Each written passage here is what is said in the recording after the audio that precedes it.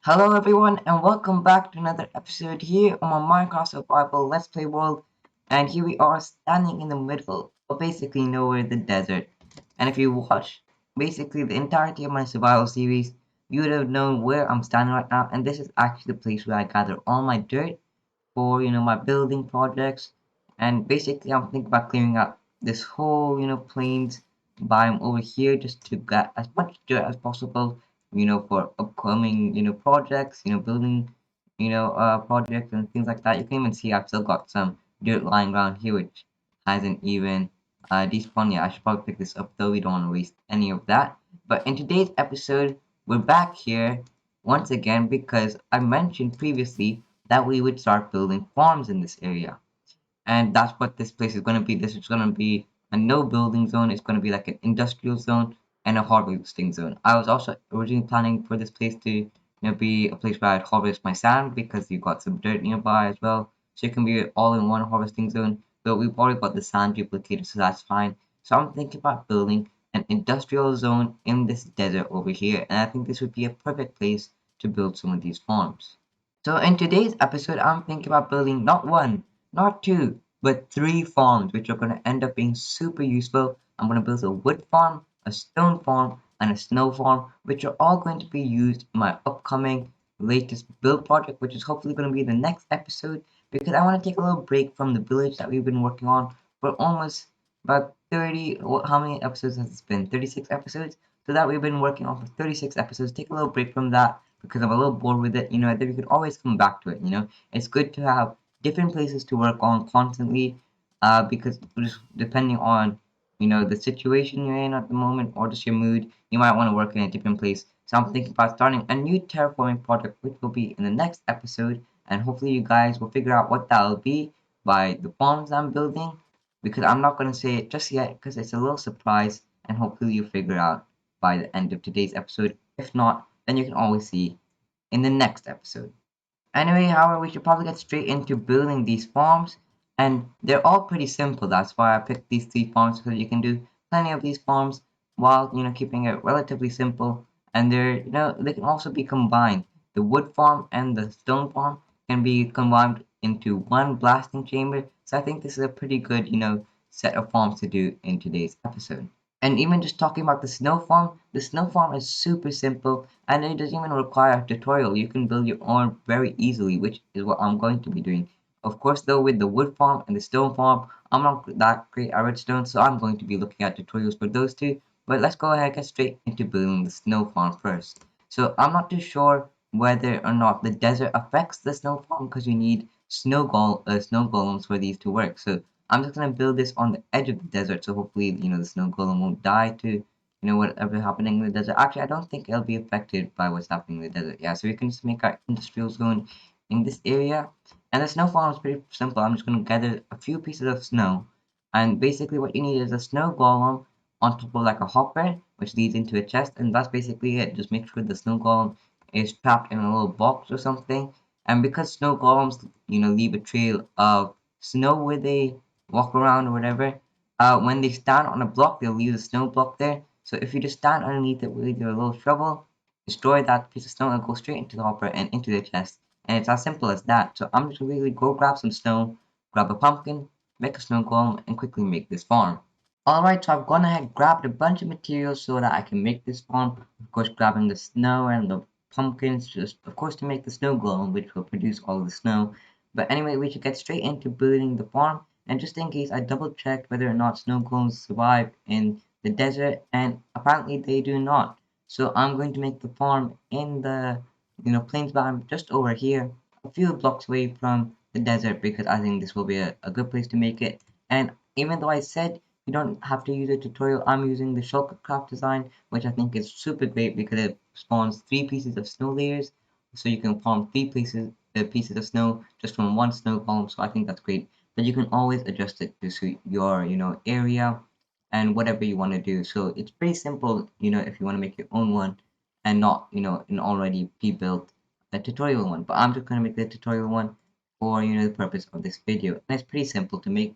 So I'm going to go ahead and make it with you guys. So what you want to go ahead and do is just place 4 blocks of any block over here. Just make sure they're full blocks. So I'm just gonna place 4 oak planks like so.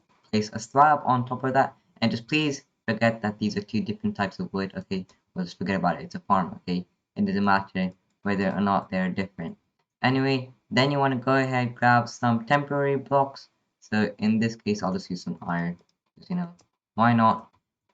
And then just place them around here, just temporary, so that they can encage the snow golem that we're going to make. So you just go ahead, place some glass planes like that, then go ahead, destroy these iron blocks here that the snow golem can't escape.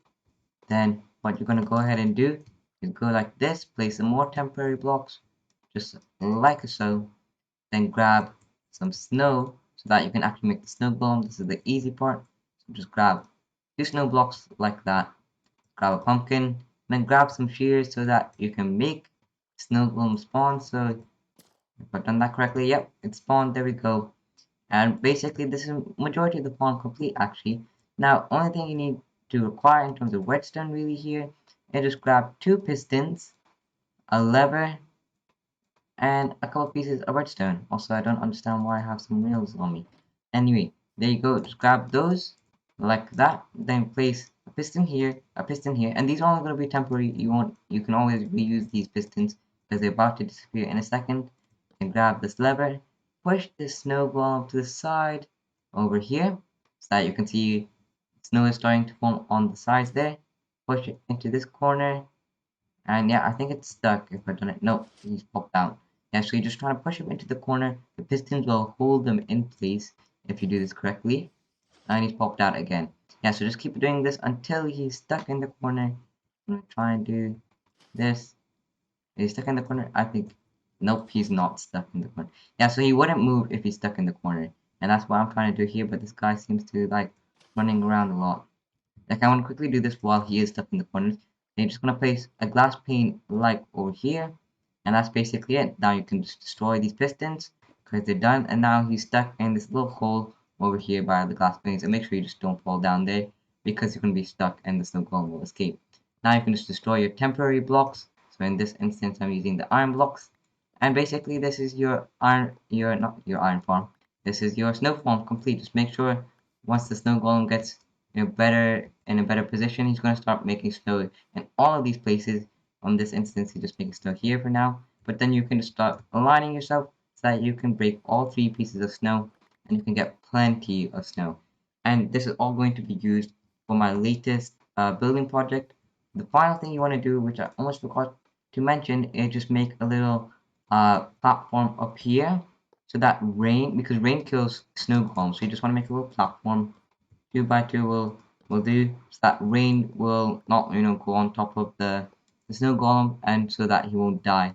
And that's basically it. So we just need to make sure that he gets aligned, which he'll do by himself because he'll just slowly walk into this corner, and then he'll start producing snow on all 3 of these blocks, which will be great. And then you can also make your own sorting system that if you want, but the player basically picks up all of the snow. If you want, you can just place a few hoppers underneath this and go into a chest.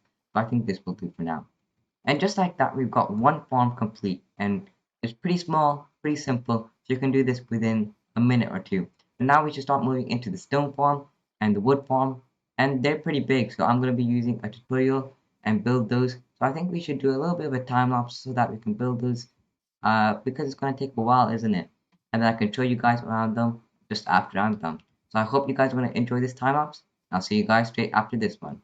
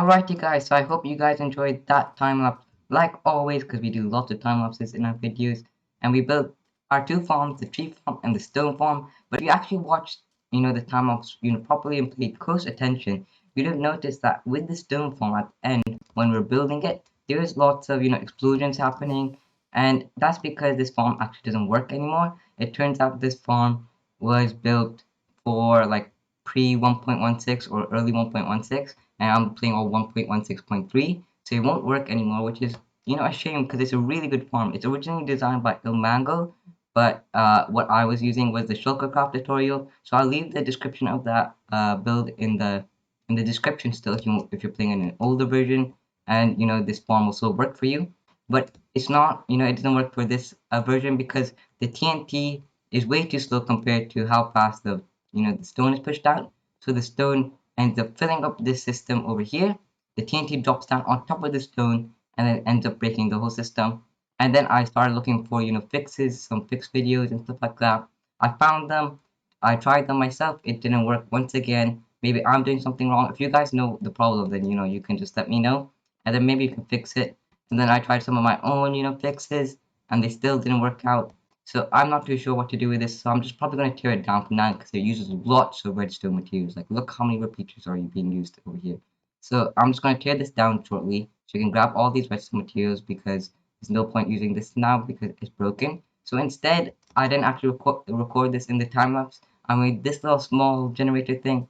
It's not like AFKable. You need a player standing here, which will break, these blocks like so, and you'll see the stone start to regenerate and they go down here, but it's pretty bad, It's very small and it produces about maybe 250 stone or cobblestone an hour, per minute. Yeah, so it's not that fast actually.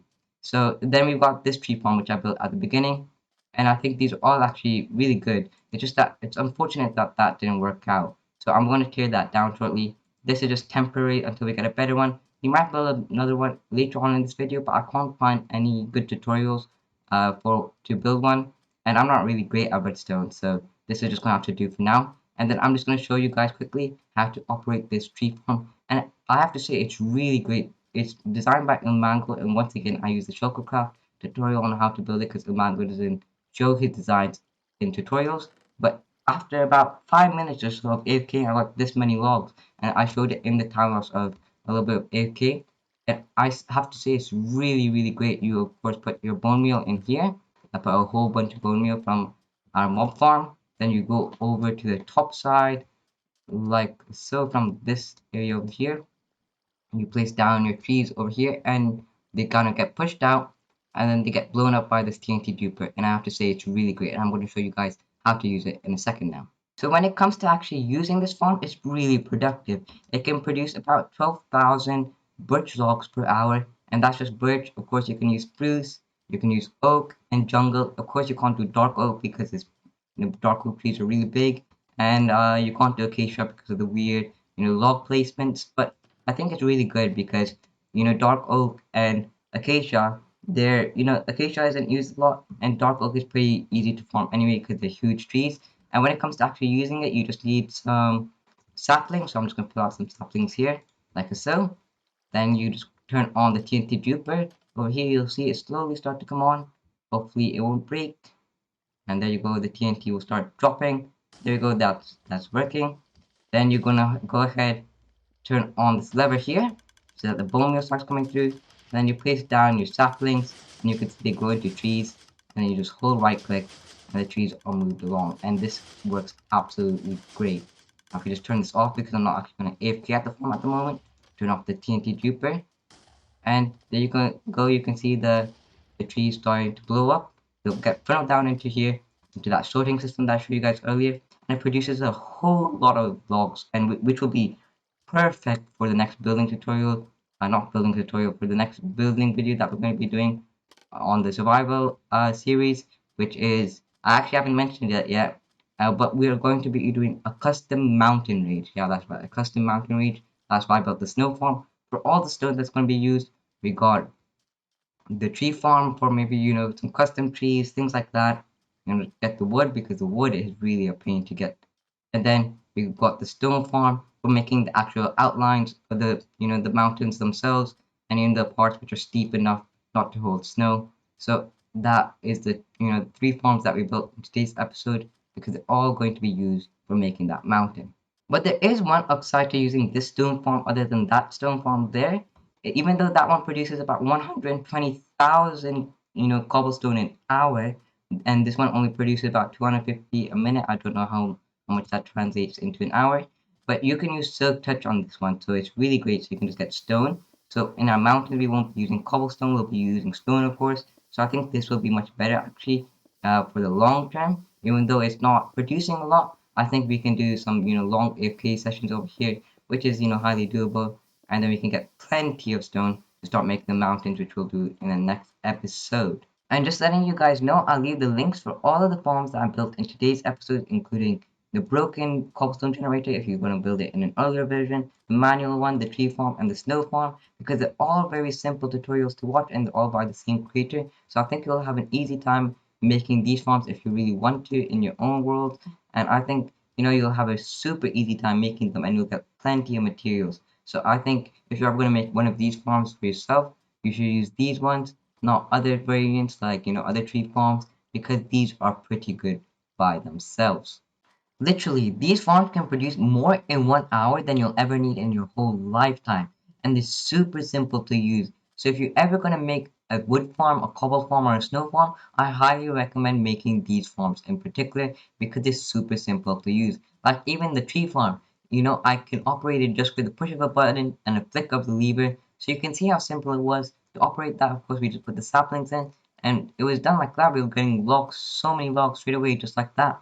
And you can see that how many logs we got in about 5 minutes. We got over about 18 stacks in just 5 minutes. So that is really, really great. So I highly recommend making these farms. And actually, coming to think of it, I still have loads of time left on my hands. All four of these farms here, including this broken farm, took me about 3 hours to build, and 2 of those hours was just spent on this farm alone, which of course broke down. And once we break this farm fully and we get all our redstone materials back, we'll have loads and loads of redstone materials like redstone repeaters, slime blocks, and all of that stuff. So I'm thinking to make up for what we built over here because we didn't actually build a proper cobblestone farm and we have plenty of time left, I'm thinking we should make another farm. And you're probably wondering what farm that's going to be, and I swear we already have pillagers once again over here, because if you actually paid attention to the time lapse, there's loads of these pillager parties roaming the landscape here, and every time I go up the scaffolding to build one of these farms, they'd always shoot me down, and I get a whole lot of fall damage just by hitting the ground and from these scaffolding, because sometimes they be at huge heights, and I don't even know how they still hit me. Like, I don't even know if they even have that sort of range, but they still did it. But anyway, getting back onto the farm, and hopefully I can take those guys out later. Yeah, but like getting back onto the farm, I'm thinking about making a super smelter and a kelp farm. Because really, think about it. A kelp farm is really good because it's renewable fuel and it's super great. It's better than coal and it's way easier to obtain once you get a kelp farm because you no longer have to go mining in the ground looking for coal for ages. And once, of course, you get a super smelter, you've got the smelting system, of course, but you can then feed the kelp into, and it's super fast. Super smelters are really fast and can maybe smelt a whole stack of sand into glass within maybe 4 seconds or so. But I don't think my super smelter is going to be that strong, but hopefully it'll be really strong nonetheless. And of course, then, like I was saying, we can feed the kelp into the super smelter and we'll have infinite fuel. Alright, so I quickly dealt with the pillagers over there, as you could probably notice, because I've got that little pillager effect at the top right there, as you probably noticed. But I think without further ado, we should probably get straight into tearing this farm down here and start making the kelp farm and the super smelter. And I think we should do that all in a time lapse once again, because I think maybe it'll be cool to have another time lapse in today's episode just to stretch it out a little longer. And I think that'll be great. So without further ado, let's get straight into the time lapse once again.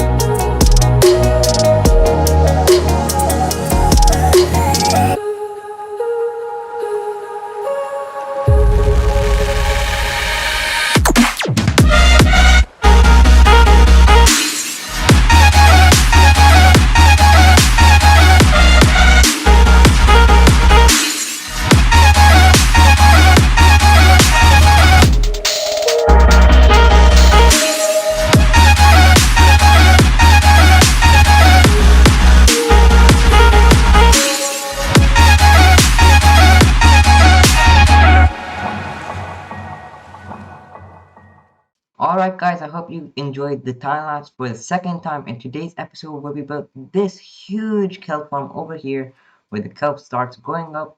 We got some flying machines which will then be activated by the daylight sensor when it becomes noon, which we'll hopefully see in a second now. There we go, you see it right now, where the flying machine goes across here, starts breaking the kelp blocks, of course leaving the last one there so that they can regrow, and they stop going to the top, and then this flying machine over here activates this other flying machine because of course I built two of these tanks so that we can get double the kelp input for this kelp battery that I made over here. And if you go to the top, you can see how this actually works. We got the kelp going down here into this little waterway underneath me.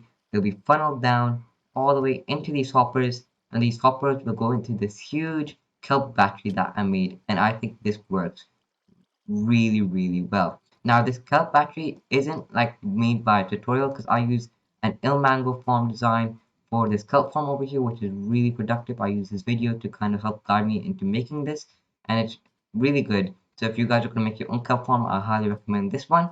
Now this kelp farm design or this kelp battery over here is not actually made by anyone. It's not got any tutorial or anything. I kind of made it by myself with my own intuition after looking at Suzuma's kelp battery video, which he made for Corrales. Now, there's no actual tutorial for it, like I said, but with his explanation, sorry, not exclamation, explanation, I kind of figured out how it works, so I can make my own kind of replica of it. And it's pretty simple. I'll go through it with you guys in a second now. But basically, what happens is the kelp comes through here, and then you put your fuel in here, and basically it's a huge kelp battery where it starts melting this kelp up here. They'll get pushed down to you over here where the player's standing. You can make some kelp blocks, and it's basically super renewable, and it's really great for getting loads and loads of these kelp blocks. So that's why I built this machine. And really, this is a block by block replica of Suzuma's kelp battery. Even though he didn't actually build it on camera, I kind of figured it out like I said. But basically, it's super simple to understand. The kelp will come through here, through these top hoppers, go all around the smokers over here, and they'll then be filtered down into these hoppers below them, and they'll go straight into the smoker. That's how you get all the kelp. Right now, I've kind of stopped the kelp, and there's kind of a little bit of an overflow while the kelp is really backed up at the moment. So I'm going to turn it on and show you guys in a second on how this works. But the kelp will basically go all around this. It'll be funneled down into these smokers. Then you basically got the same thing for the fuel. You put the fuel in here. They go through these back hoppers over there if you can see them. Then down into these hoppers. Right now I'm using sticks, but later on we can use the kelp because this will be renewable. And then they'll go down here into this slot. And of course, once the kelp goes into these smokers over here, you will start to get the kelp, the dried kelp. And those dried kelp start funneling down through these item hoppers into these droppers. And then once you stand on this pressure plate over here, I've got a little redstone clock underneath. Let's see if I can try to show it to you guys. Break this. See if we can try to break this and show it to you guys. We've got this little clock over here.